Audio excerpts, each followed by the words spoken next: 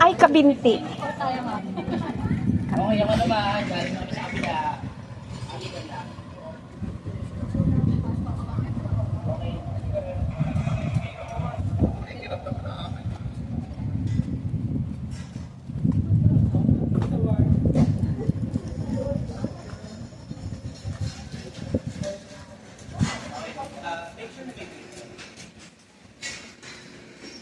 Nandito pa bakit mo kulang?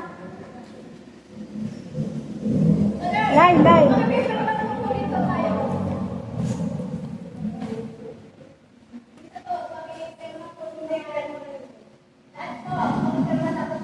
Lahat ng pangalan.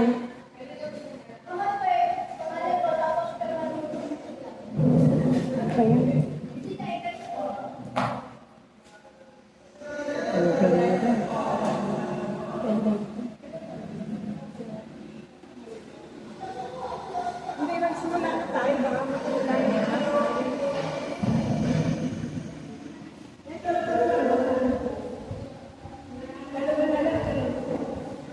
O, asan na?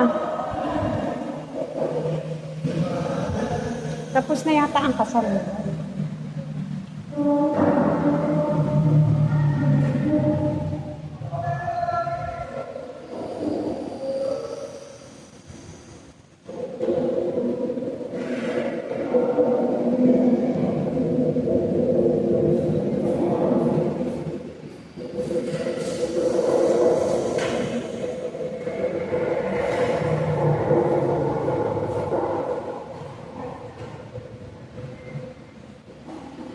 Saan na?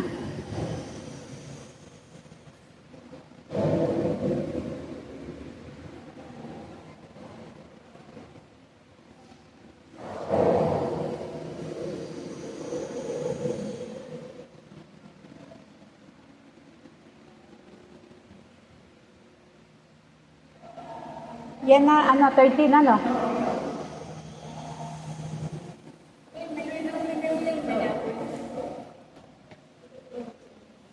Ako? Asan yung aking ilaw? Hindi, malino dyan.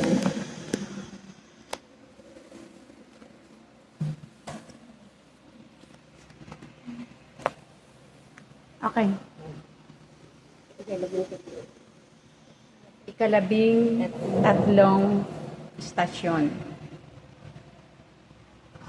Sinasamba ka namin at pinasasalamatan, Panginoong Jesucristo.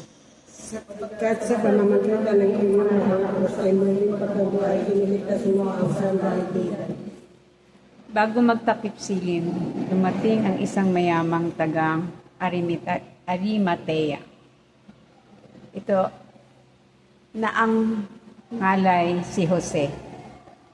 Siya'y alagad din ni Jesus. Lumapit siya kay Pilato at humingi ang bangkay ni Jesus. Iniutos naman ni Pilato na ibigay ito sa kanya. Kaya kinuha ni Jose ang bangkay at binalot ng bagong kayong lino.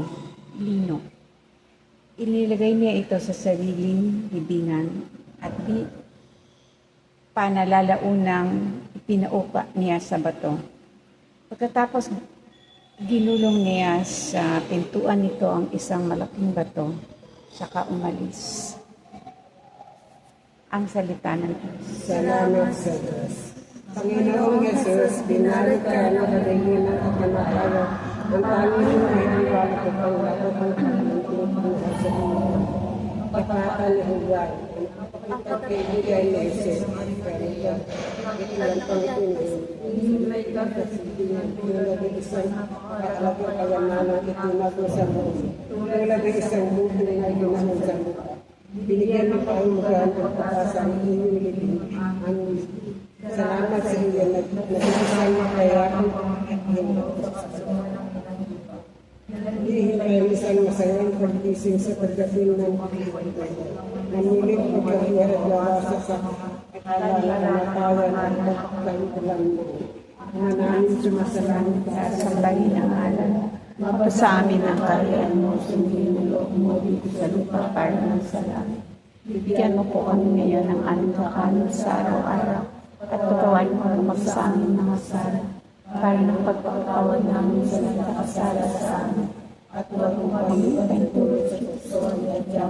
sa lahat ng masama. Ginang Maria, napupuno ka ng grasya, ang Panginoon sa Diyos. Bukod kang pinagpala sa bahay lahat, at pinagpala naman sa Jesus. Santa Maria, Ina ng Diyos, nanalangin kami sa kasalanan, Diyos po kami mamamayan. Natin sa Ama, sa Anak, sa Diyos, Espiritu Santo, para sa unang-unang ngayon, sa walang hanggan. Ito susunod ng Papa.